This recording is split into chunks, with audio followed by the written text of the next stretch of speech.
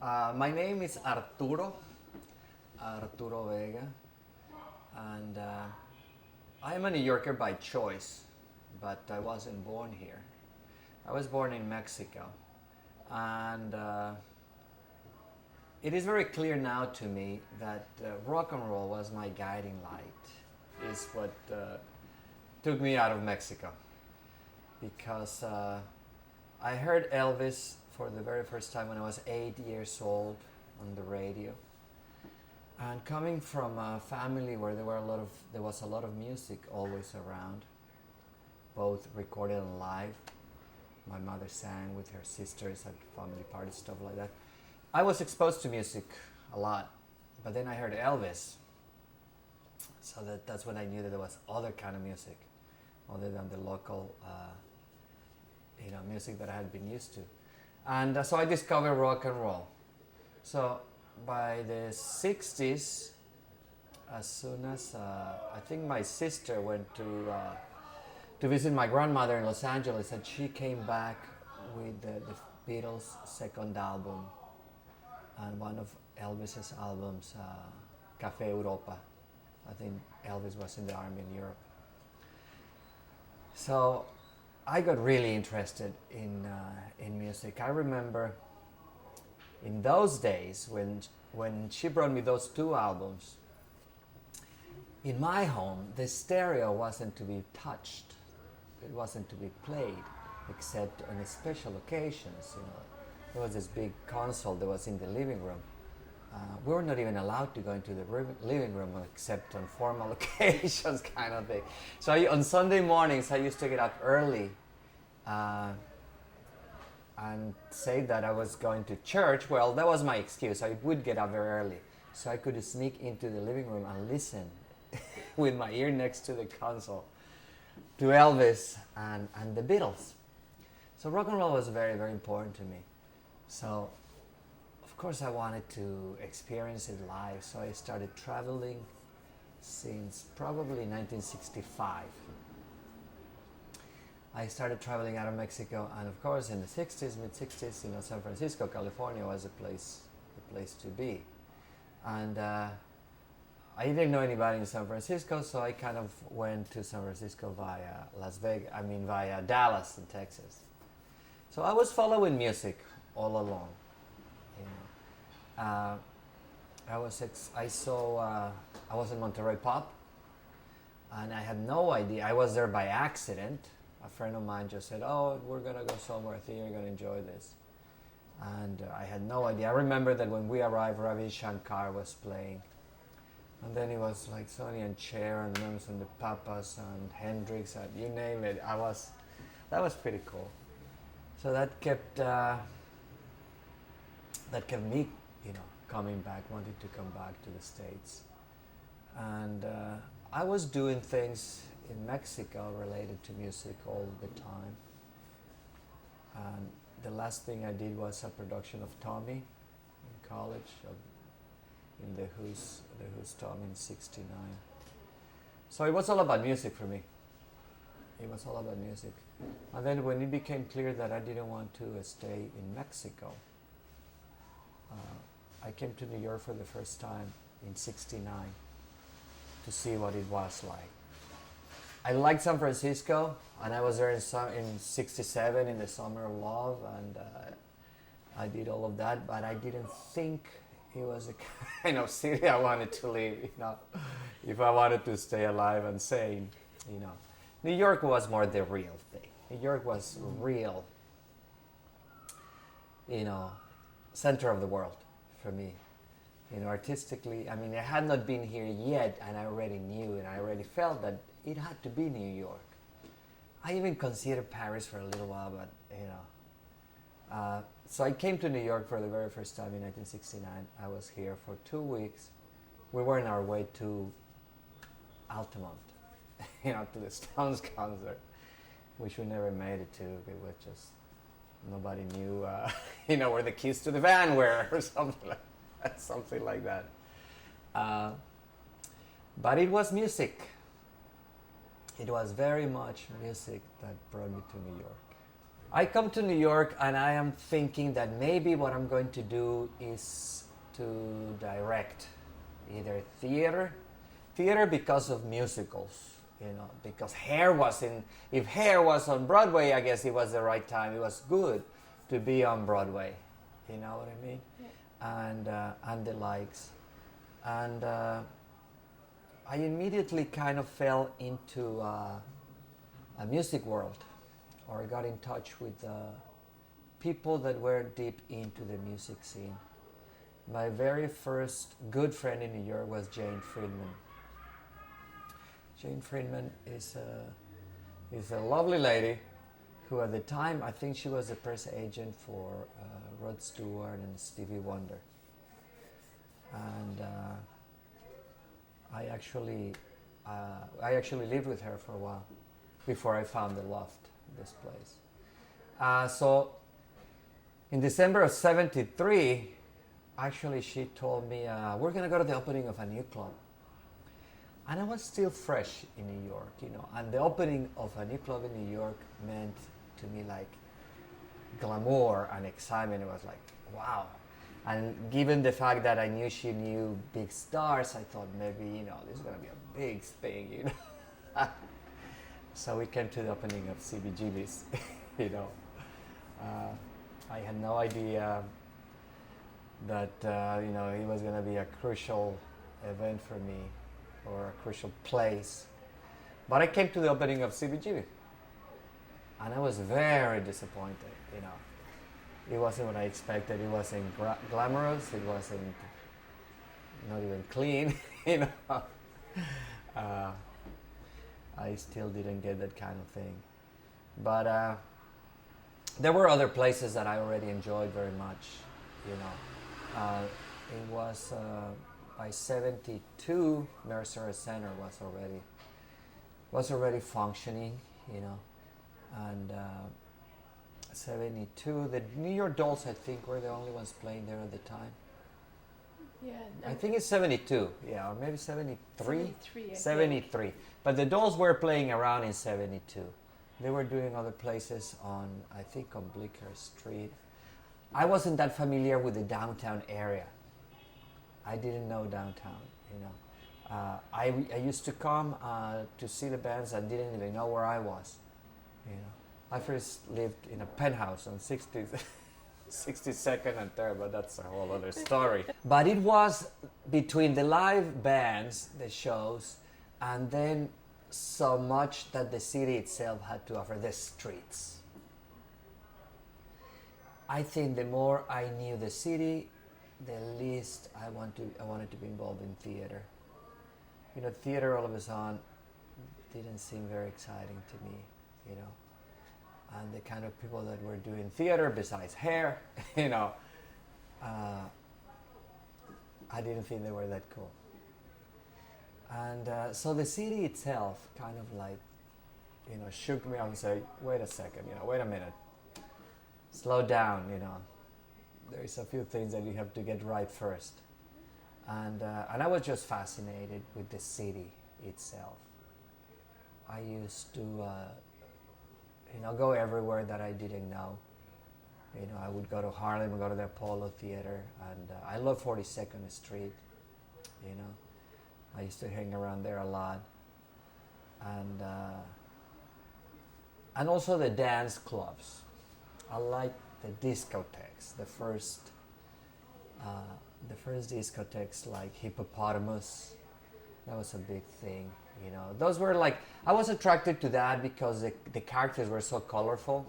The music wasn't that appealing to me, but the characters that hang out in those clubs were, There was the Sanctuary. Well, the Sanctuary was open since '69, I think. I think I went there the first time I came to New York. And it was the first time that I saw something like a dance club inside a church, It is still, New York at the time, it still had a kind of hippie leftover flavor of cultural revolutionary events and people being around, It was still something, I guess, which I had lived and experienced more in San Francisco. that kind of madness and exuberance of life. New York, we know in reality is a lot more serious and darker than that. I mean, I'm sure the Velvet Underground were doing things by then, but I wasn't, I wasn't into that at all. Not at all. But I enjoyed New York and everything it had to offer. I walked a lot, very much. And my first job ended up being on 42nd Street at an Orange Julius. So it was perfect. It was just perfect. I worked at night, from 11 o'clock at night to 7 o'clock in the morning. And it was just so exciting. It was really all about, sex, drugs, and disco. You know what I mean? Rock the Boat was, I could hear that song all night long. And the local dealers on that block used to keep their stash at this place where I work. Whenever the cops were coming or there was a fight or something was happening that it wasn't cool to be carrying your own stash of drugs, they would just come and give it, leave it, with us. It was all right. It was very, very exciting. Yeah. And, I mean, you definitely saw characters there. Yeah. Yeah, it was very good. Yeah. So what did you do after the Orange Julius? After Orange Julius, a kid that had left that place and went to work, a French kid who went to work to a restaurant in Soho, came back and said, asked me if I wanted to take over his spot. He was going back to France. He was working in a restaurant, a real restaurant. And I said, I don't know how to cook. I don't know how to do anything. I'm good enough for Orange Julius. That's about it. But he told me that the chef was actually really good and that he was really nice and that, that I would be all right. So that was on the, money-making jobs, the day job or my night jobs. To me, they were always night jobs. I had forgotten completely about the theater, of course. I wasn't interested in that. And I had been visually, on the side of the plastic arts, I had started making collages. I guess it's the easiest thing. It's the way a lot of people start, I think. And then I found this loft in '73. James had advised me to save my money, so you can live with me, so you can save your money, and then you can get your own place. So as soon as I had enough money to pay for my own place, I came looking for an apartment on 2nd Street and Avenue B that were for $150. And I had never been in this part of town, and I was a little not scared, this kind of life and the people that I was pretty used to, street people. I wasn't scared of it, but it didn't feel like a comfortable place to live. 2nd Street and Avenue B used to be a heroin supermarket in those days. You were coming a block away and you would hear the dealers yelling, advertising their brands, and they would rush and come to you as soon as if you look like a customer, So I thought, this is probably not cool, this is probably not safe. And I was walking down the street, coming back, and when I saw that there was construction being made, and here in this building, and I thought, that looks like an apartment building. And I came up here, and the owner was here, and he rented me this, the loft on the spot. I was the first tenant. They were just turning this into a living space, And so then, as soon as I had a place to stay, to live, I thought that I should be doing something else. And there were two girls that live above me, the Tiefenbachers, Wendy and Lynn Tiefenbacher. And they ran some kind of community workshop on 6th Street. And they asked me if I wanted to learn how to silk screen. So I said, sure, yeah, that sounds cool. So I learned how to silk screen, and so then I started doing that, and then I started painting because once I saw that I could make an image by silk screening, I knew that I couldn't. I don't know how to draw or how to paint anything for real, but I thought, there's certain kind of painting, of art that I can do, the pop art vein of, and so I started making paintings that look like supermarket signs. So by late 1973, I was painting here most of the time, and my door was always open. So one day, this character came in and said hello and started talking to me and told me that he was coming to see a girl upstairs. He wasn't the Tiefenbachers anymore, it was somebody else, some other girl. And that turned out to be Dieter Ramon. So he was the first Ramon that I met. But by then, I was interested in photography and silk screening and painting. So I thought that, okay, maybe I have something to say, and there's some things I can do in this area. So what had turned you off to theater people? Did you have any particular experiences, or just the more you got to know? No, not at all. It was just that, it belonged to the past. It was something that I wanted to do when I was in Mexico, of course, and that was like really cool and exciting. But I come to New York, and New York just being here just changed me. Just like I said, it's like it showed me other aspects of life, and there's so much here to see and learn that I thought I wasn't, all of a sudden I wasn't interested anymore.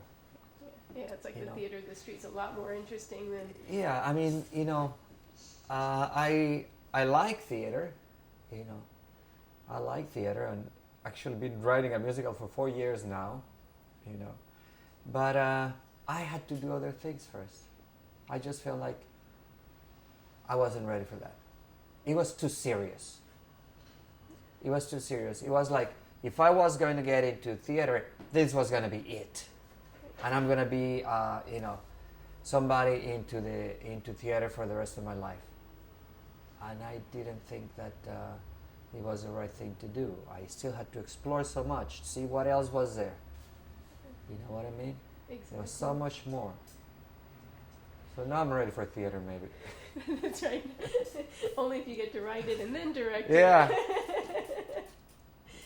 So what made you think, why don't I paint? I mean, did the silk screen just kind of progress, from the... Because that is kind of a logical, artistic progression.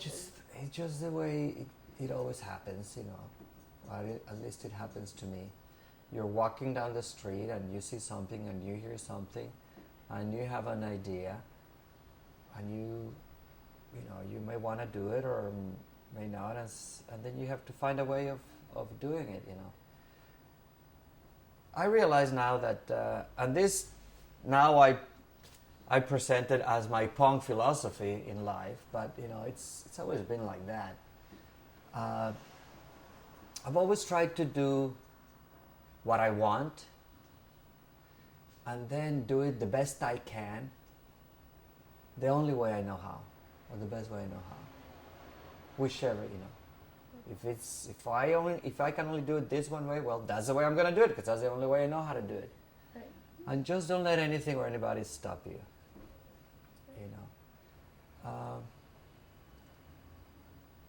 I feel like I couldn't, or I didn't want to become a professional anything, because I think that once you're a professional something, that's it. You cannot be anything else,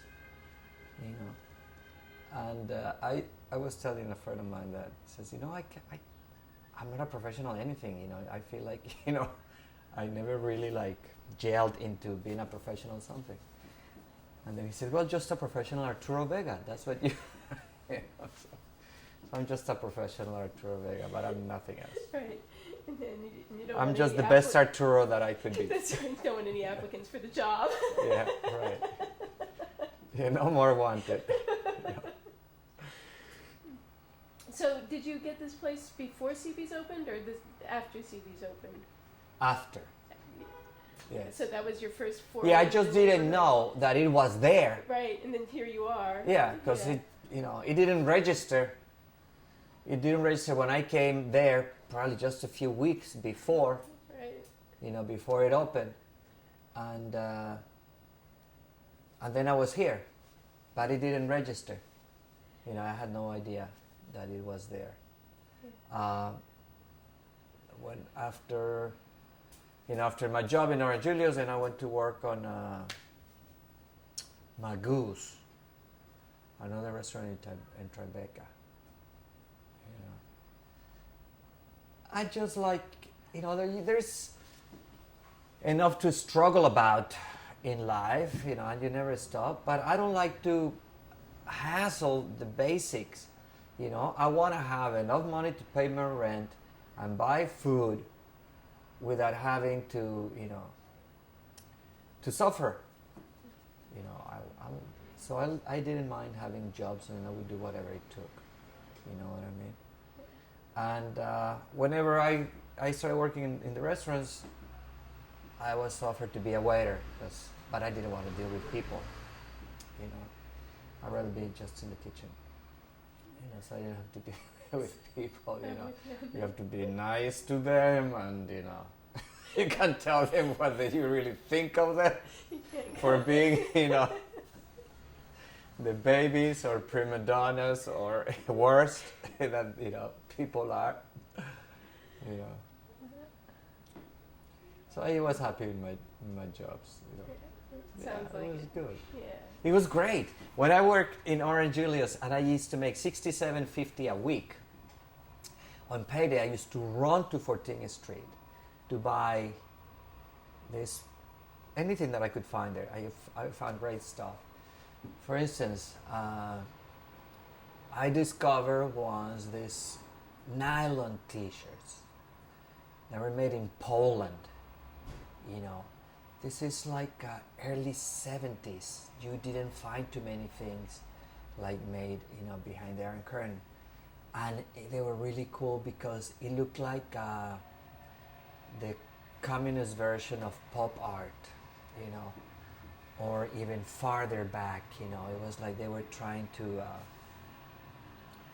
put into their textiles what had been like, like 50s art or 40s art. And so they were very, very graphic. So I used to go and buy these T-shirts, and buy dozens of them, plastic, anything, raincoats or anything, sunglasses. And actually one of those T-shirts ended up being in the pattern on that shirt is the center in the shield of the Ramones logo. And it's really cool. You can probably see it. See the arrowheads in the center there? Right. That's where they come from a T-shirt. Yeah. Excellent. And I used to find suits, brand new suits for $10. These 50s purple and orange and pink. Stuff like you couldn't find anywhere else. So I used to go to thrift shops on Saturday after payday. It was great. Inspiration. Yeah. I've always felt like I've always had enough money to do what I want to do. I don't have a car, but I have 3 bicycles. That's what I want to do. Yeah. I always feel like, I'm doing okay. Yeah. And I've never done anything for money. Money is a side effect of doing things right, you know. And maybe if I did things better, I would have more money. But but so far so good. Exactly. It's like so far, it's like been in the right place at the right time, and there you go. So tell me about this neighborhood when you moved in here, because it was in a real transitional state. after after having lived in a penthouse on 62nd and 3rd Avenue, I knew that I felt a lot more comfortable here. The contrast was that this area was all about freedom. Nobody cared what you do or you didn't,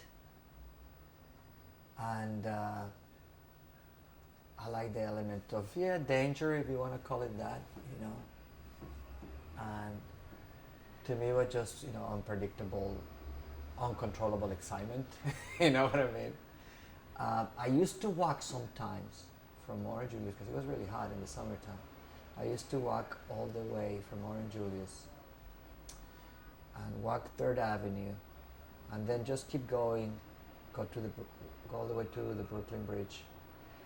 And I remember walking by in front of all those hotels, the welfare hotels, and it took me weeks, probably months, to actually have the courage to go inside one of them. Because when I walked by, usually they were getting breakfast and everybody was or I would stop and talk to them, to the people out there, and then it was breakfast time. They would say, "Are you gonna come in?" And so it took me a while, but then I ended up going inside a couple of times. And I thought it was exciting, but the food was bad. But I remember the Sunshine Hotel.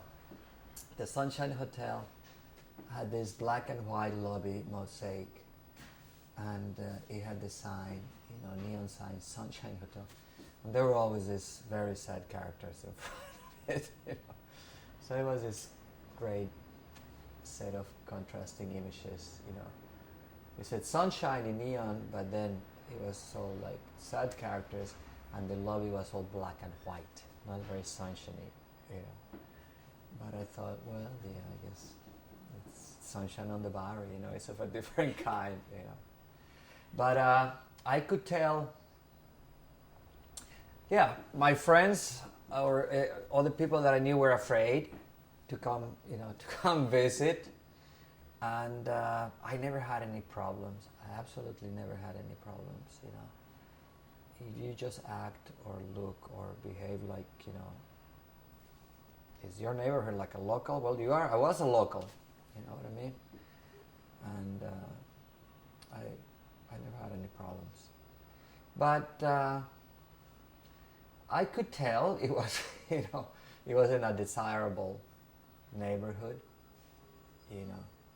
but I couldn't find anything wrong with it. I mean, nothing bothered me. Nothing about it bothered me. Even when we found out that we couldn't sleep with the windows open in the summertime because they would come in and, and it was oh, where's the bicycle? That was probably usually the only valuable thing here, the bicycle. So they used to steal the bicycle all the time. So that was bad, yeah. I guess that made me feel uncomfortable because you couldn't sleep with the windows open because they would come in.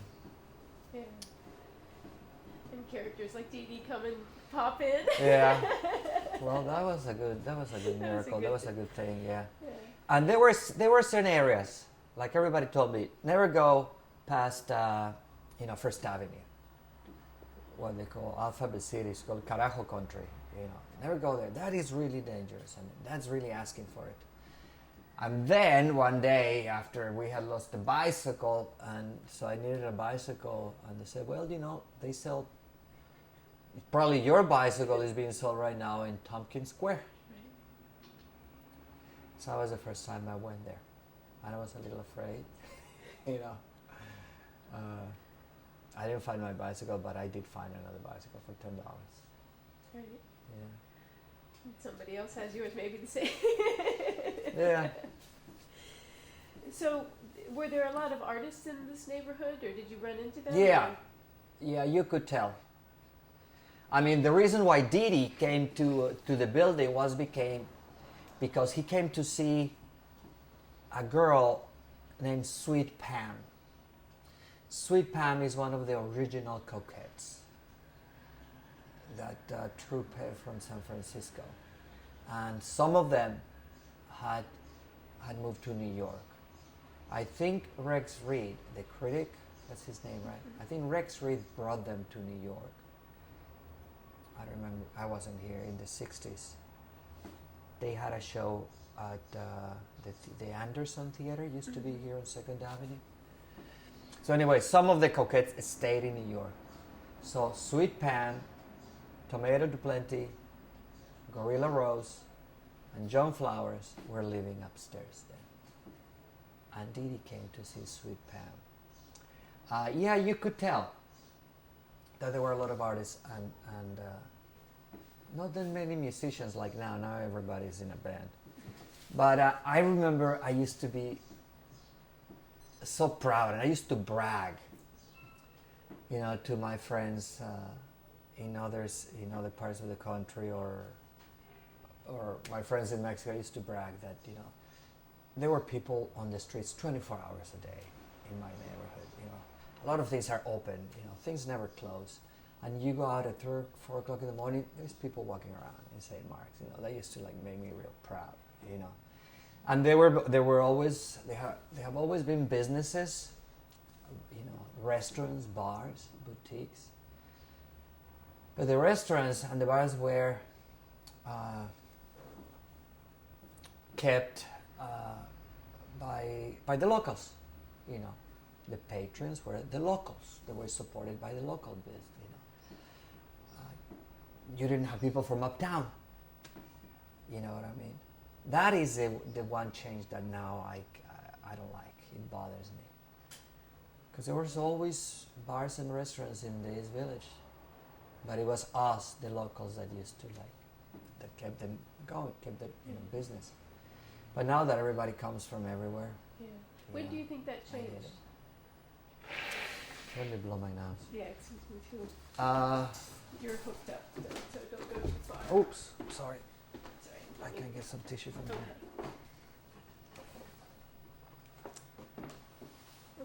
We'll fix that.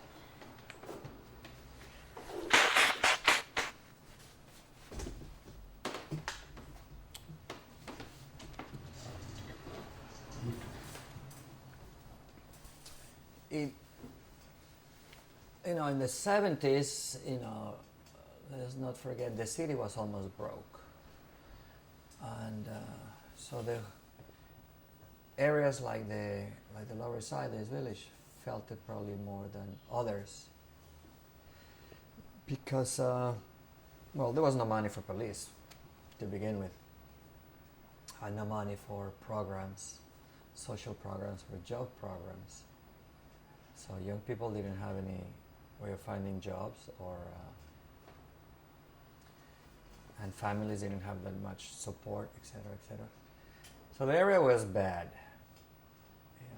and it continued to be like that throughout the 70s, for sure.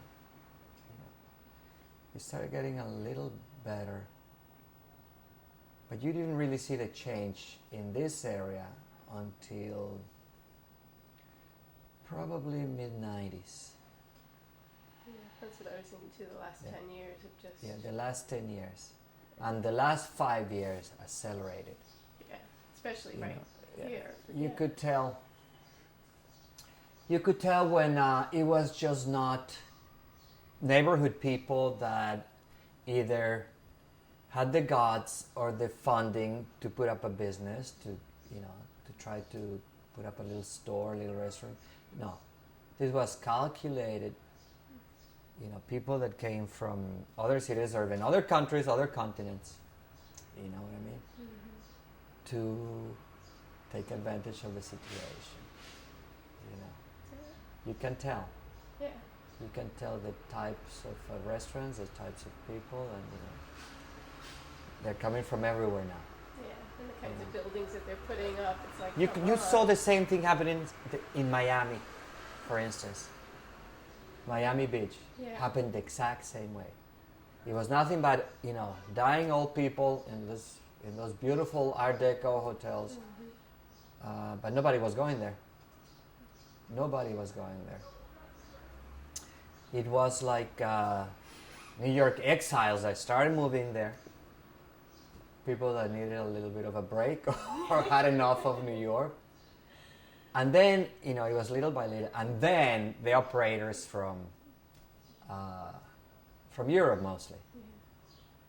I mean, you can tell when the restaurants are and businesses are run by Europeans. You know, they immediately everything changes. Yeah, no more meatloaf. You know, they charge you extra for bread and butter. Right. You know. Right. They don't bring you water unless you ask for it. You know, that kind of thing. Exactly. You know, and so that really started happening here 10 years ago, and then 5 years ago is like a mad rush. People coming from all over the world to open up a business in the East Village. And now it's like what I always disliked about New Orleans, for instance. I never really liked New Orleans. People go there to get stupid, you know, to misbehave and do the things they don't do at home. You know what I mean? I do. It's like I guess it's a kind of a liberating experience, you know what I mean? I mean, it's also carnival, so yeah, you're besides yourself. You know what I mean? Literally, you turn into something else. But it's an ugly, awful thing, you know. And now people come to this village the same way. And for a little while, I did contemplate moving. You know, I think in the mid-'80s, I just got curious, you know, just to see what it was like. And I looked everywhere. Then I realized, forget it, no. Yeah. I couldn't. Right now, if I had all the millions that it takes, I would just move into the new building in St. Mark's. I think it's $12 million for the penthouse or triplex. I would live there.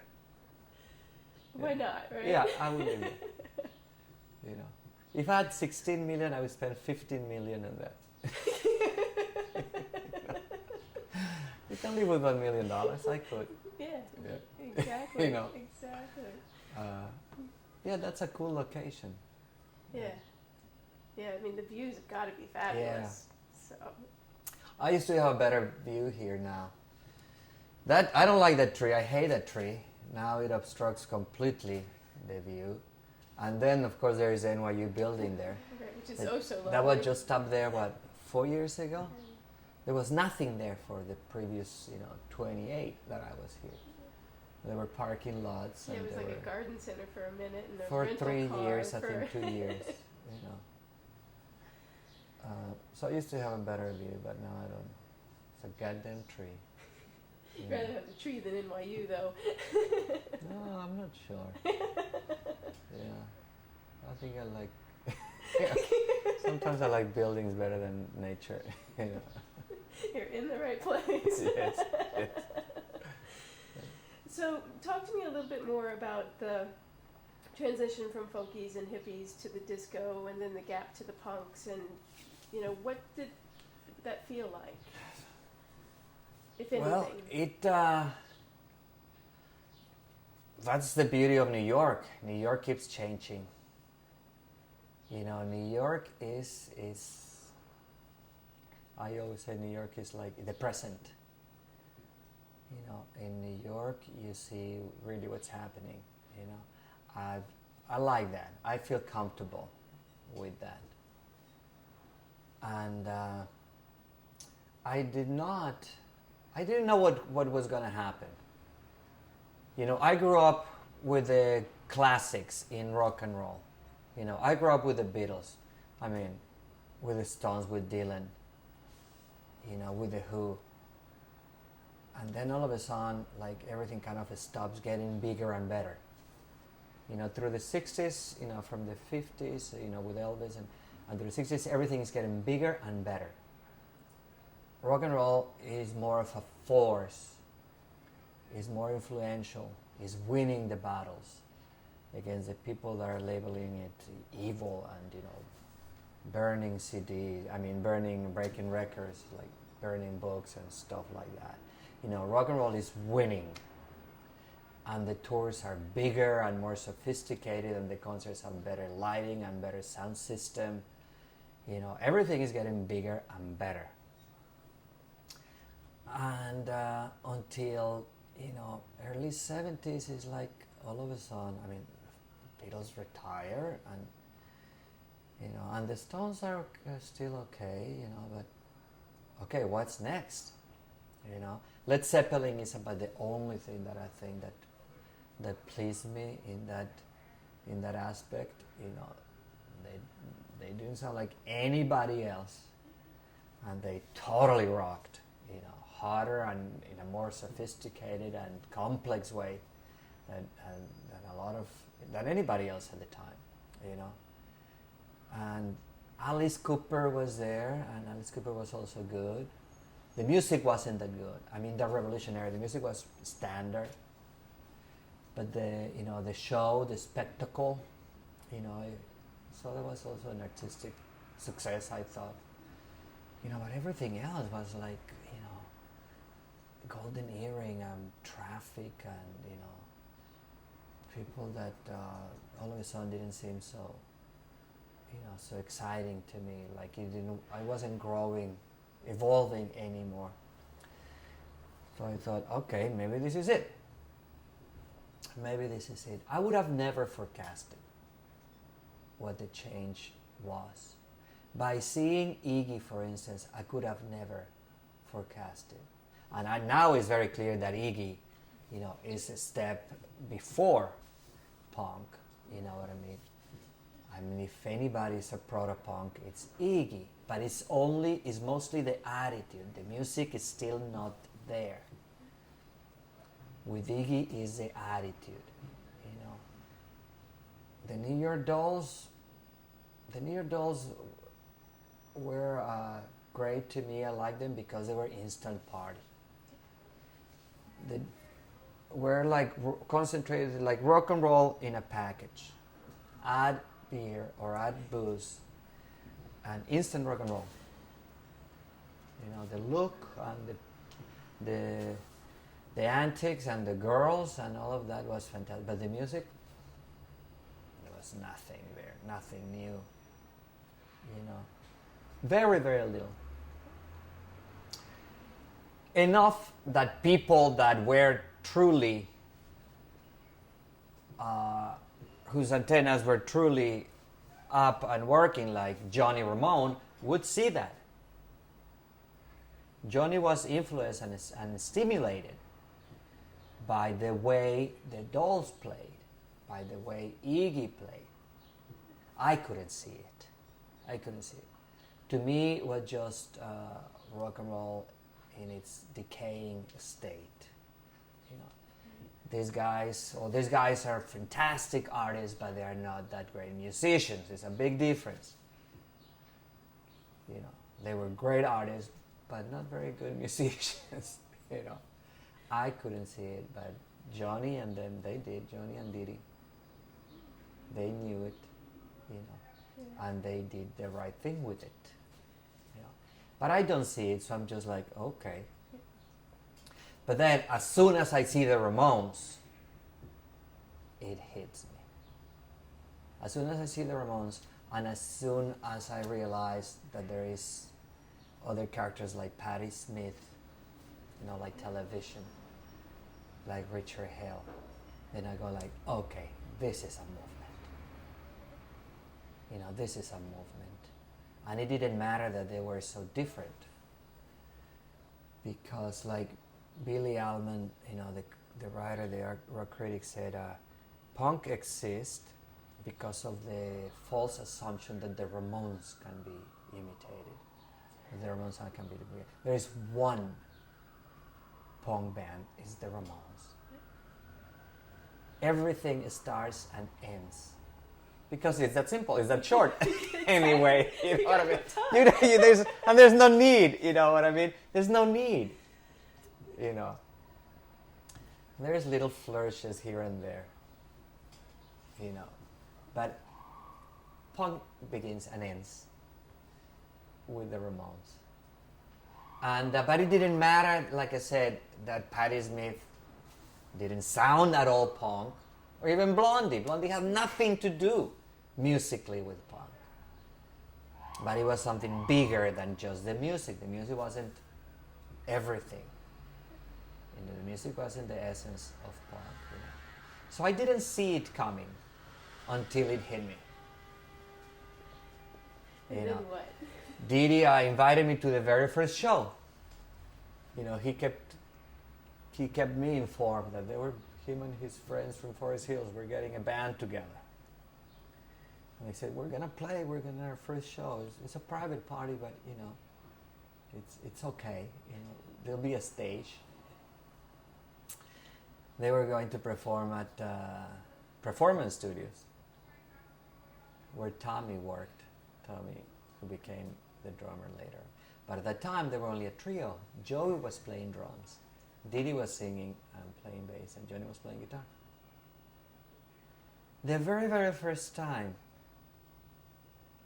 I think that I got two things out of the experience. I realized that they played very, very fast. And whatever it was that was coming out of their instruments was just loaded with energy. It was raw, unstoppable energy. And they looked funny. You got those three things right away. You know. And it wasn't that they looked funny. I mean Joey was probably the most original looking of the bunch. For a lead singer, it was just unusual and unexpected, you know. But it was just the way they behaved, because they had to, because they were possessed. So it wasn't that they looked funny because they had funny ears or funny this, you know. Johnny and Dee looked pretty normal, you know. But it was just the way they behaved. It was unnatural. Why are these guys, you know, what's going on there, you know. So that's what you got. But it took them a long time to play again. And they got to polish themselves from August, the very first show was in August 30th, 74. And they didn't play again until August 16th.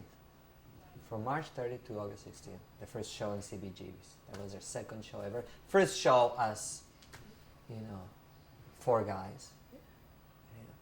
Yeah. And by then, they almost had it together. Yeah, almost had it together. Everything fell together very quickly right after that. Very, very quickly. Because they knew very much. It was half of it wasn't that they knew exactly. Well, they knew what they didn't want to do. But I thought they were, you know, great artists. Again, not great musicians, but great artists, geniuses as artists. And while they were trying to create certain types of songs and music, what was coming out was what they couldn't help but put out. You know, there were songs that they were supposed to be like the Bay City Rollers or like the Beach Boys. And yeah, there's traces of more the Beach Boys than the Rollers, but you know, there were some. But basically, it was them just putting out what they had to, not what they knew how, what they couldn't help but, you know, create. That's what punk ended up. That's where it came from.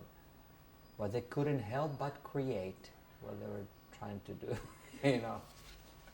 Yeah, it was definitely innate. Yeah. So how did you get hooked up with them then? Well,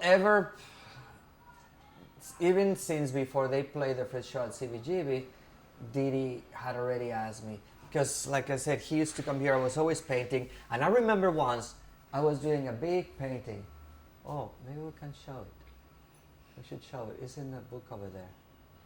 Yeah, we'll get it later. Okay.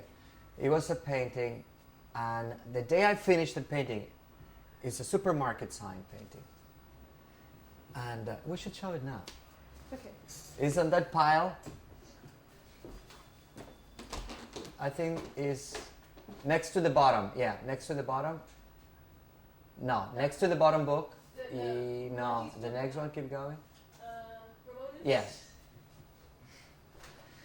So I was working on this painting, and it was covered on masking tape, what I use for tracing. And then I started peeling the tape, and all of a sudden, like the painting was like being like revealed. It was like opening a curtain, and Didi was looking because it was finished. All I had to do was peel it off. And so when he looked, see, that's Oh, excellent. them Can in you front get of that that? wall. They're right there. There you go. Actually, let him hold it up, and I can get a shot of it. Okay. See, Yeah. that painting used to be right there, back behind me, That's on that excellent. wall. So anyway, this is the painting that I was unveiling, and Didi looked at it, and he goes, "Is that art?" And I said, "I hope so. I think it is." So anyway, so he decided that I was an artist, and then he used to tell me, you know, when we do our albums, you know, I want you to design our covers, and I want you to design posters, and you know. So he had already decided that I was going to, you know, get involved. And but the very first time they played CBGBs, they needed help with Tommy needed help with setting his drums up. So that was the first thing I did. Because Johnny and Didi, they used to come with their little lamps and just put it on a chair, and that was it, and plug in. But Tommy needed some help. That's the way it turned out to be. Somebody had to do something, and then it was me. You know, like, okay, we need let's make some flyers. All right, so Arturo can do that. Let's put an ad in the Village Voice. Okay, so Arturo can do that. And the first time that somebody important was going to come to CBGBs to see them, like, I said, let's do something about the lights. So I became like the lighting director because somebody had to do something. You know what I mean? And so that's how it was. The very first time, for instance, that when we printed T-shirts was because we were going to the West Coast, and the record company didn't want to pay for my expenses or anything. So we thought, oh, I know how to silkscreen. Why don't I make some T-shirts? And then, like, somebody's gonna buy a shirt just because it says Ramones and it has an eagle on it? Yeah, I think so. So we started making T-shirts. We used to print them here, and we used to hang them from those pipes there. To dry? Yeah, to dry. Sometimes when Joey and Didi were still living here, we used to come from shows and print at night, print all night, stay up all night. Joey used to be able to reach those. Just go there. We used to have a printing machine there. We used to print on these tables too. So Didi and I would print, and Joey would hang the shirts up in those pipes. We had as many as 700 T-shirts here at once. You can see them in the photographs too, like the early photographs. Oh, there's probably more in here. Yeah, you always see the photographs in the and the T-shirts in the background, the mattresses on the floor, like everybody always talked about. That place is just full of mattresses on the floor. That's what Iggy said Right. about the loft. Yeah, there were always T-shirts hanging around. Right. Once you started, you had to keep going. Yeah, we do well with T-shirts. So what about the the Summer of Rock Festival? The Unsigned Band, that was summer of '75. That was already seen, you know. It was already seen, you know. People, I mean, it was again just, you know, us, the locals, you know. But we used to be there every night, every single night. We were there, and you know, it was Blondie and the Cramps were in New York in those days, and they used to play there too. So it was between the guys, and there was a million bands too. But anyway, so nobody had been signed yet. This is summer of '75. This is July '75. No, nobody had been signed yet. I think Patti Smith was the first one, but and so Healy decided to do a, you know, we call it the on-band, unsigned band festival. And there were supposed to be 40 bands, but there ended up a lot more than that. And so the Ramones ended up playing, I don't know how many shows, a lot. You know, with the likes of like Television and Blondie, and I think Tough Darts. And so we didn't have a poster, so, and I wanted to put something at the entrance, some kind of image building. We didn't have the logo, of course not. But I had already taken photos in a photo booth on 42nd Street of another one of my nylon t-shirts and the eagle, the belt, that ended up in the first album cover. It was a different eagle. It was like, it looked like it was made by drunk Vikings or something, like really rugged looking. It was made of lead too. And it actually came from a Navy band, music band. So it was white leather and this ugly looking eagle thing.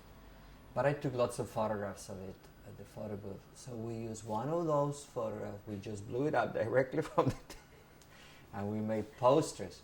And I put him at the entrance of CBGBs, you know. And he was really successful. He was very successful. Got press from, that's when press from all over the world started coming. You know, there was press from Japan, I remember, and Australia. They were picking, everybody where there was rock and roll. You know, I don't know how much rock and roll there was in Japan in those days, but you know, probably not that much at all.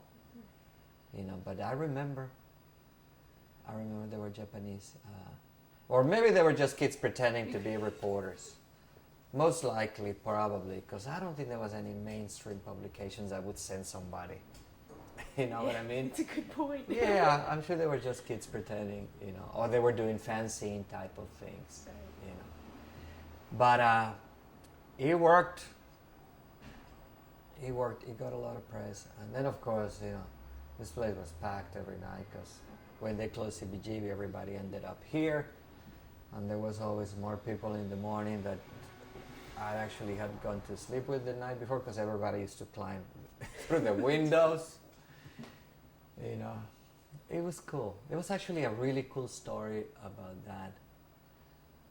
At one point, very late, probably 4 or 5 o'clock in the morning, almost everybody is gone.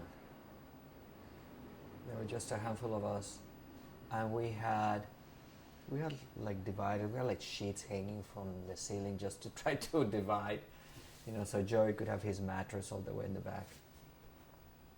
So anyway, there were maybe just 5 or 6 of us left, and some of them were behind the curtain, behind the sheets, and 3 or 4 of us were in the bathroom probably at the same time for some reason or another, because what happened was like we come out of there, we come back from the back, from the bathroom and from behind the curtain, and all of a sudden there's 2 guys sitting here, and we thought, oh, two more, you know, latecomers. They climbed through the window, and nobody paid any attention to them. You know, it was like a Puerto Rican looking guy, and yeah, dark skinned Puerto Rican, I think. And the other kid was white. And everybody's talking to them like, you know, like they must be somebody's friend or something. So then we started like, you know, somebody playing music again, and so things kept going. And then about an hour later, one of the guys says, you know what, you guys are so cool, but I'm going to tell you the truth. He said, we just came in, you know, we're going to rip you off. We're just coming to rob the place. You know, he said, but you guys are so cool, you know, we changed our mind, you know, you guys, you're okay. And they went out and bought some beer, and they came back with more beer, and so we kept going. And those guys kept coming back to the parties. Probably after they did all kinds of, you know, robberies in the neighborhood. They would, yeah, because they used to come here sometimes with bags and things, you know. At least left your stuff alone. Yeah. But those were the kind of people that, you know, used to party here. Right, everybody, anybody. Yeah. So talk to me a little bit about the changing technologies, because like, some of it would affect you, because like with the lighting, obviously as technology changed, so did what you could do. But that was partially budget too, I'm sure. The Ramones got a lot of attention, but the Ramones' prestige and aura and fame was always bigger, way bigger, than the commercial business reality of the world that we operated in. Everybody always thought, right now, the same way that the younger kids that are only wearing the t-shirts assume that the Ramones, we get all these questions on the website all the time, how many number one hits do they have? What album sold more million copies than any other one? Everybody thinks the Ramones were like huge, Right. So, we used to play clubs, small clubs all the time. And they were concerned about their sound, and we went out and bought a PA, I think in 78. In 1978. The band, they cared a lot about their sound, of course. And some of the clubs, in those days, they didn't have very good sound at all, So the band went out and bought the best PA that they could, that they could afford. And as far as the stage amps, it was always the same setup. Once Johnny settled with his Marshalls, and Ampex for Diddy, they didn't need much, But as far as PA, we tried to have the best possible, That was the first thing that changed, carrying our own PA. It was difficult trying to get money from the promoters because they wanted to play with their shitty sound systems and the clubs, But like I said, the band's reputation and prestige it helped because it was special. The Ramones were always treated as special. That never changed. And after a while, also because the Ramones were such a professional working, machine. The Ramones were never late for anything. There were not ridiculous demands about anything.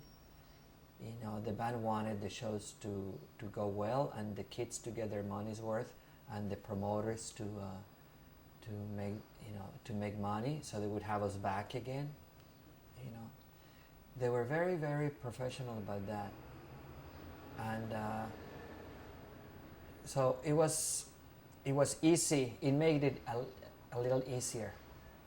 The Ramones always were treated special. They were always giving like some concessions about, like when we started going to the West Coast, and the first time we played the Whiskey, for instance. I don't remember the very first time, but I requested from the house lighting director. I said, please take off all the gels. I was in my white light kick. You know what I mean?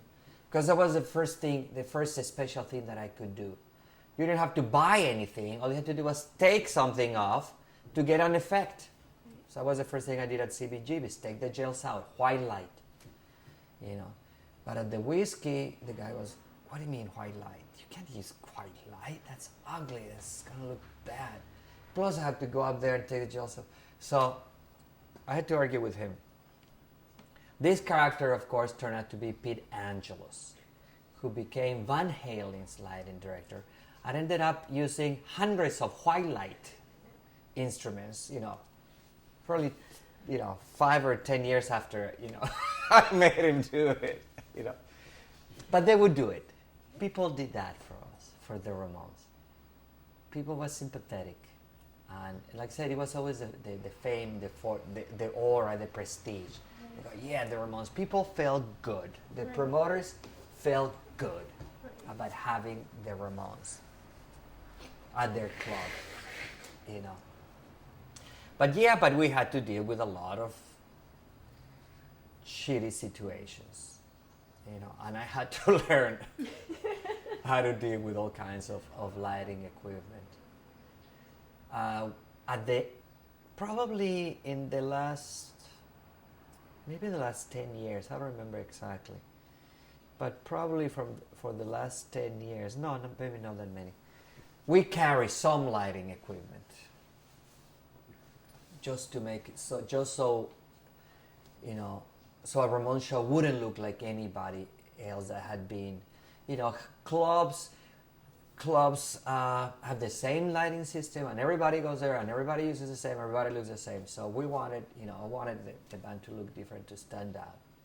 So I would like bring backdrops and paint as many I would carry as many backdrops as possible to fit every space possible. This stage, that kind of a stage, that low ceiling light, you know, all kinds of things. So at the, you know, during the last few years we carry, you know, because we would go to Europe and do huge places, or we would go to South America and do huge places, and then come back and do the Stone Pony in Asbury Park. You know, it was very, very hectic. You know, but we managed. You know, we manage. Like I said, we carry our specials, we call them, you know, the lighting specials, you know, to make it look different. And we carry some equipment. And you know, after years and years of touring, like I said, the Ramones being such a good workers, we had great relationships, you know, with promoters and even with lighting companies. When we did the festivals, I remember very well, in the 90s, we were in this big festival in Denmark. It turned out it's the biggest in Europe now. I don't remember the name. Killed something. So anyway, we arrived there, and you arrive the same day into these festivals, right? And these are huge setups, hundreds of lighting instruments, you know. So in the 90s, it started to happen that I would arrive, and the people from the lighting company would go, "Don't worry, Arturo, we know what you like. We have this and this and this set up for you." That was great. Like you do? I was like, oh, okay. You know, and because, you know, that's the kind of,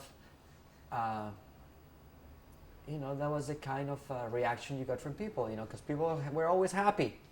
Promoters and technicians were happy to have the Ramones, you know.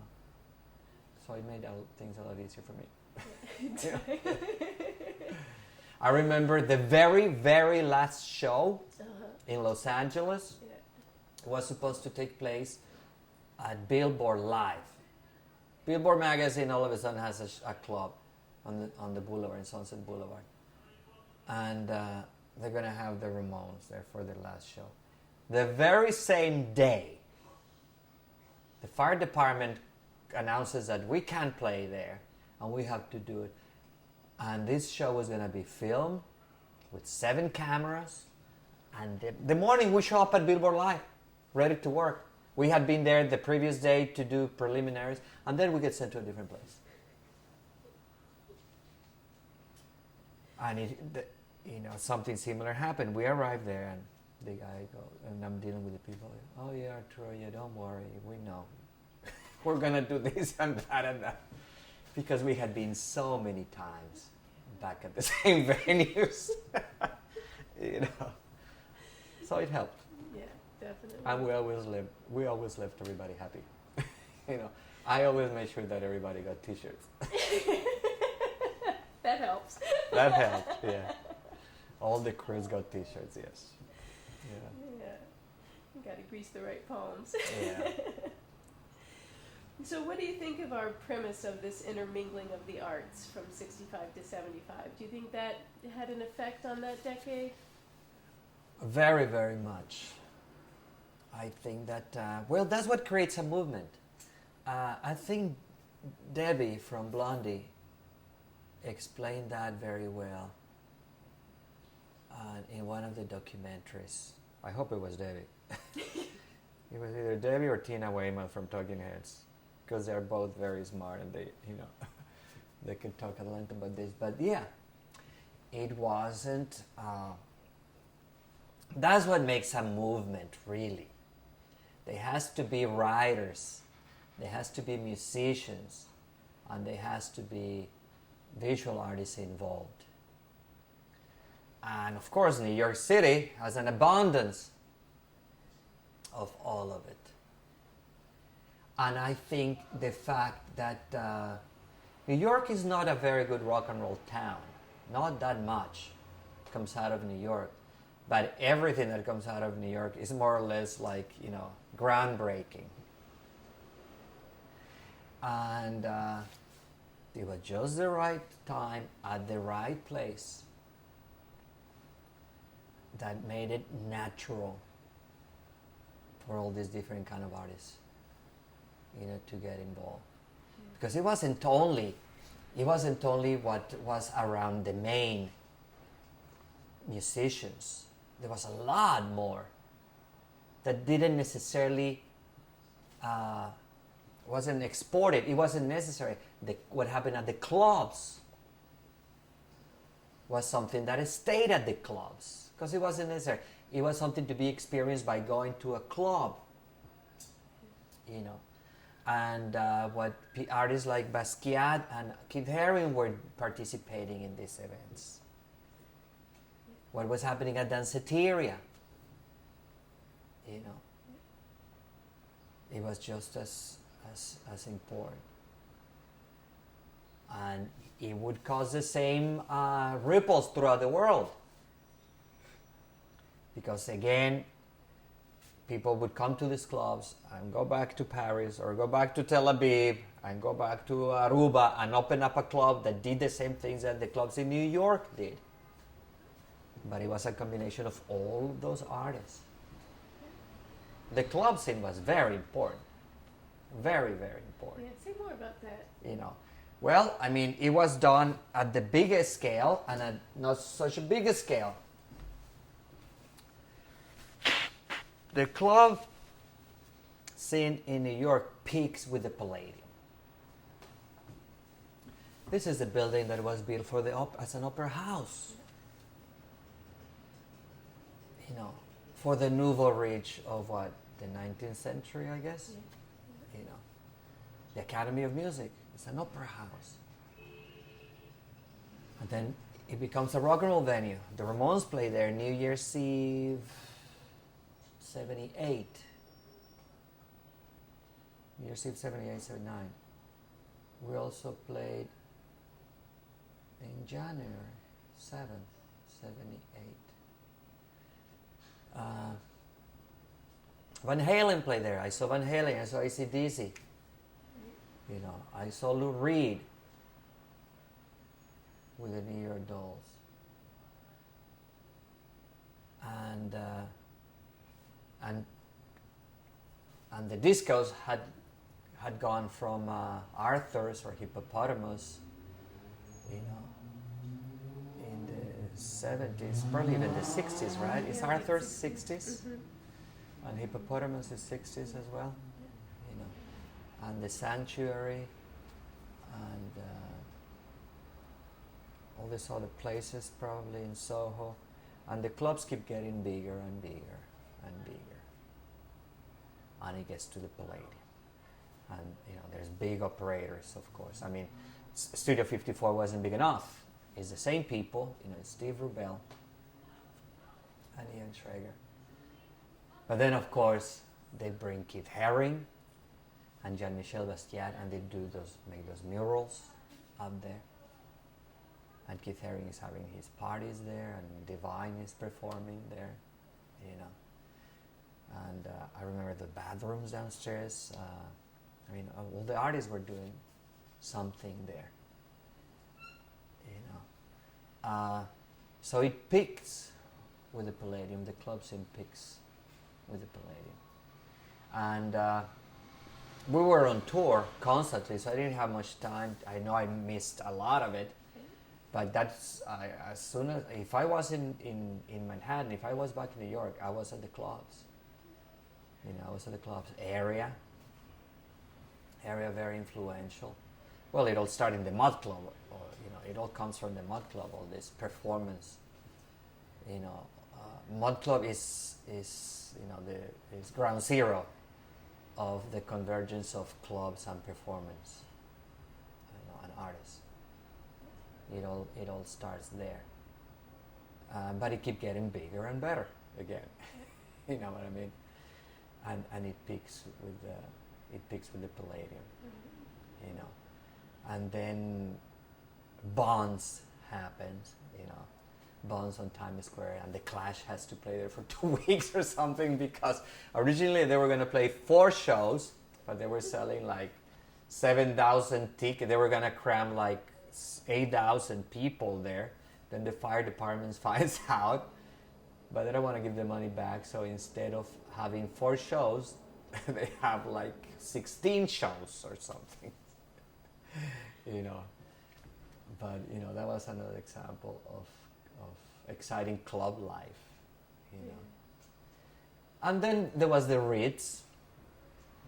There was the Ritz, which was also a club, but a totally legitimate, you know, a rock and roll venue.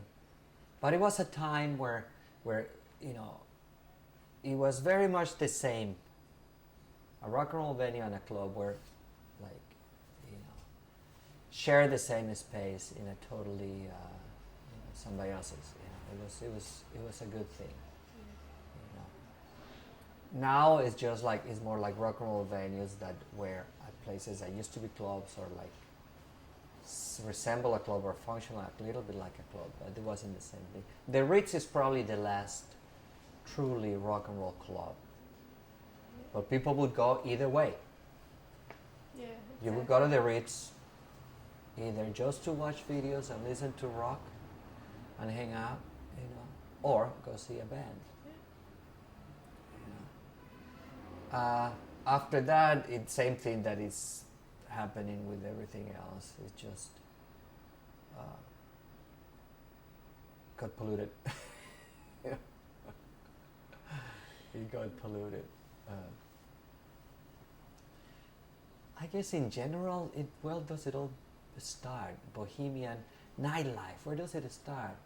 I guess Paris, 19th century, you know? You associate it, because that's the concept definitely of going out at night, right, and hanging to out. drink, hang out, and mingle. Yeah. I guess it's Paris, I imagine.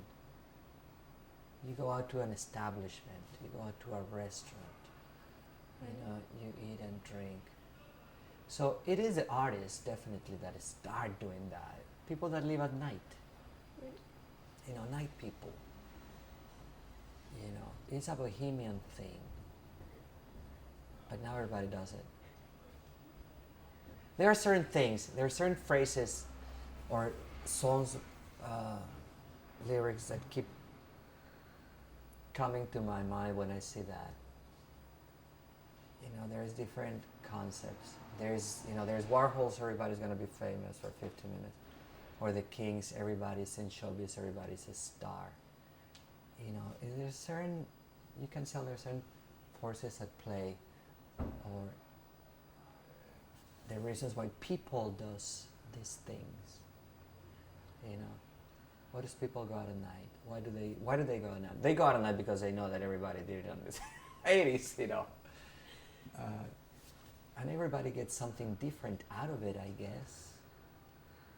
You know, some of us found ourselves or polish what we do by going out at night.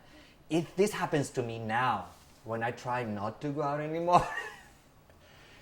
Because if I'm not running marathons, I'm climbing mountains and I'm supposed to train. But then I go out and I get drunk and I go like, if I wasn't here drunk tonight, I wouldn't have this idea or that idea. I wouldn't have met this person. I wouldn't have heard this person say this and this and this and this. So it still works. But it depends who you're hanging out with. You know what I mean? Exactly. It's harder to pick through. Yeah. Yeah. But I still go out. I go out last year, probably for the last 2 years, but mostly last year, I would only go out to 2 places. And this is where I would meet people from the antagonist art movement. Antagonist art movement is villagers that do 2 things. On Sundays, they have readings at Black and White on 10th Street.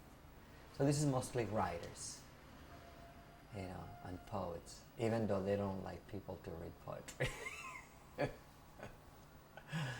But I would do that on Sundays. And on Thursdays, there is the art shows at Niagara.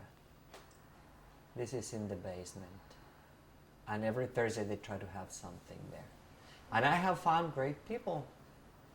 And I have found great artists that I collect now. Like I used to buy Keith Haring's or Richard Hambleton's.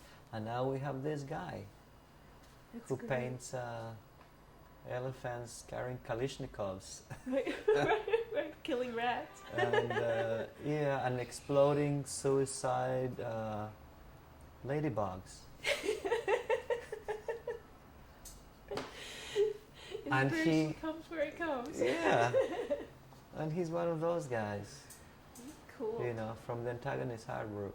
His name is Ted, and he has one of those Polish German sounding last names that I can't remember. But it is important for artists or for people that are always exploring. If you want to go out and listen to interesting people, or if you have something good to say, you go out and then there is that exchange. That's still there. But now it's like, but if I drink, it's like now I can't train for 2 or 3 days, But that's why that's the good reason to do it. But and the most obvious one of getting laid. Well, I've never done that. Yeah, right. No, never. But I think that's why most people do it. Yeah. That's the most superficial of all reasons, maybe. Maybe I'm just being. Right, maybe not. Maybe not. Maybe not. But yeah, it works. It still works. Yeah. And I realized that last year, when I would try to not to go out too much, but then I would go wow, if I had not been here tonight, if I had not been drunk, I wouldn't have said this or provoked this person to say that. So it still works, but most people are not worth getting drunk with. That's right. Those 2 or 3 days you need to pay So back. I don't know why do they come to my neighborhood anymore. They shouldn't. Right. Go somewhere else. Exactly. They come to drop their money and not in your pocket. Yeah. But nightlife, I guess, I guess there's a difference between Bohemian life and nightlife. I don't know. Yeah. And for a while there, I think it was the same thing. Yeah. And I think that's changed again. And I guess there's money to be made, like in everything. And some places are I like it when they create something. When if you are a business operator and you're doing it for money, then you better create something, an atmosphere at least. So I like it. I go to clubs.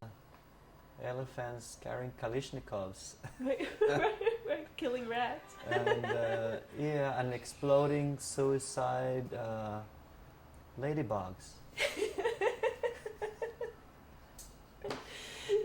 And Inspiration comes where it comes. Yeah. And he's one of those guys. Cool. From the antagonist art group.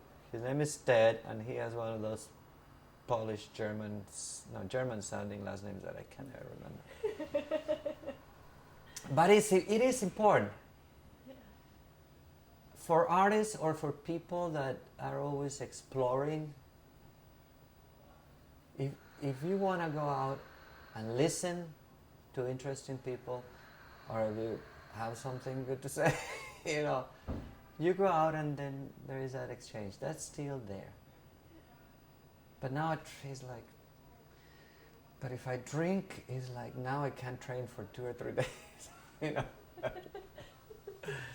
But that's why that's the good reason to do it. But and the most obvious one of getting late. Well, I've never done that. Yeah, right. No, never. But I think that's why most people do it. Yeah. That's the most superficial of all reasons, maybe. Maybe I'm just being. Right, maybe not. Maybe not. Maybe not. But yeah, it works. It still works. Yeah. And I realized that last year, when I would try to not to go out too much, but then I would go wow, if I had not been here tonight, if I had not been drunk, I wouldn't have said this or provoked this person to say that. So it still works, but most people are not worth getting drunk with. That's right. Those 2 or 3 days you need to pay So back. I don't know why do they come to my neighborhood anymore. They shouldn't. Right. Go somewhere else. Exactly. They come to drop their money and not in your pocket. Yeah. Yeah. But nightlife, I guess, I guess there's a difference between bohemian life and nightlife. I don't know.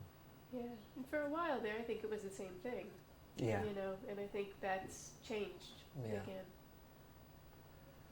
And I guess there's money to be made, like in everything. And some places are I like it when they create something. When if you are a business operator and you're doing it for money, then you better create something, an atmosphere at least. So I like it. I go to clubs for money or to spend money. When they spend some money on it, when they create an environment, when they decorate the right way, when they have interesting architecture, you know what I mean? Those people, that's the least they can do. Yeah. The other kinds of places don't need that. The real places where there is some real interest, all they need is interesting people, of course, but that cannot be fabricated. Right. But I do appreciate it when clubs or restaurants, that's the only way you open a restaurant these days. You have to have a concept and you have to have an atmosphere or else you don't make it. Exactly. So I do appreciate that. Yeah. I enjoy that. It's getting harder and harder for me to continue my interest in culture in general. I'm thinking I have nothing to do with culture by the time I'm 65, I hope. I want to say I'm done and I want to do things at a strictly human level. Nothing to do with business or with art. Nothing with culture. You only live once, so I want to be able to do that. Adventure traveling is my new drug. I want to climb mountains and cross rivers and deserts. There you go. There you go. And you can't get drunk for that. No. Not that much. A little bit. A little bit. A little bit. But you got to choose when. Yeah. Yeah, I'm into mountain climbing right now. Altitude. That's very cool. And my goal is going to be 25,000 feet by my 60th birthday, which is only 2 years away. So I have to train. You'll get there. Yeah. You'll get there. Anything? No. But did you go to Fillmore's? The Fillmore is no. I didn't. I went to Fillmore West. That's where I saw my first, when I paid attention, the first time I paid attention to a musician working. When I felt like this guy is working at his craft. The Birds were playing, and there was no security in those days. You could walk around, at the stage, go everywhere. And I remember being behind the stage, like this on the stage, watching the drummer hit the drums. And that was the first time I made the connection, because to me rock and roll was something that you hear in records and in the radio, or I used to go to a lot of shows, but I was always like far back, or you were just like concentrating on everything or just enjoying the music and everything. I was just like watching this guy sweat and hit the drums. That was a Fillmore West. Fillmore is no, I don't think I never did. Did from 65 to 75, did you ever consciously cross paths with Andy Warhol? And what do you think his influence was on those 10 years? I think Andy's influence keeps going and going and going. I think Andy, just like any other classic artist, he's a classic of our times. He totally told the story of what makes us tick and what makes us want things and be victims of,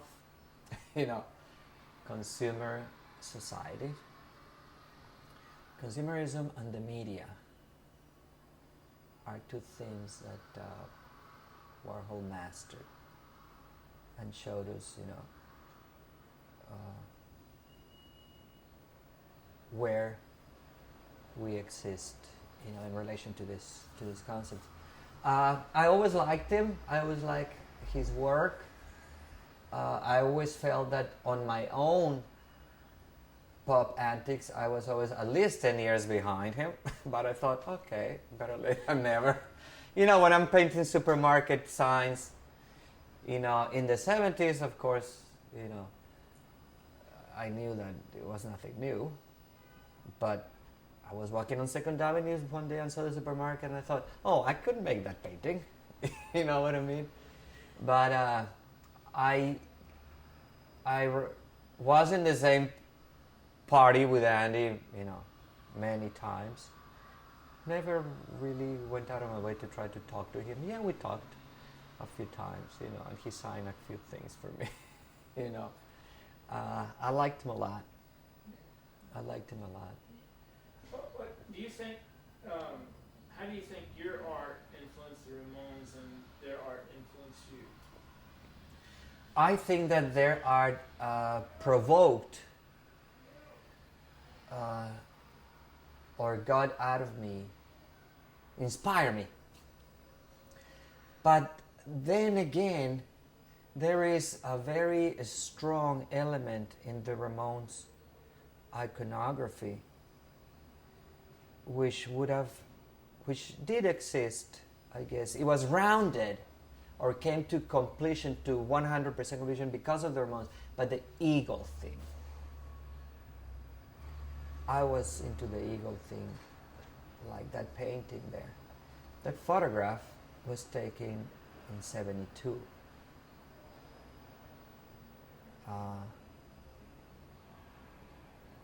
The all-American, they say that it takes an outsider to come to assimilate or comprehend or take a fresh look at certain concepts. And it was again something that Warhol explored, the marriage of business and culture, and I felt that if our entire civilization is based on commerce and war, those two things,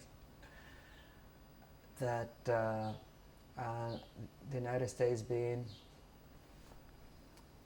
the top dog at what's hopefully the end of that stage. I mean, I hope that mankind transcends this period of competition and goes into cooperation. In other words, working together as opposed to trying to sell to each other or kill each other. But the United States is most powerful example, or of this experience, of the business war experience.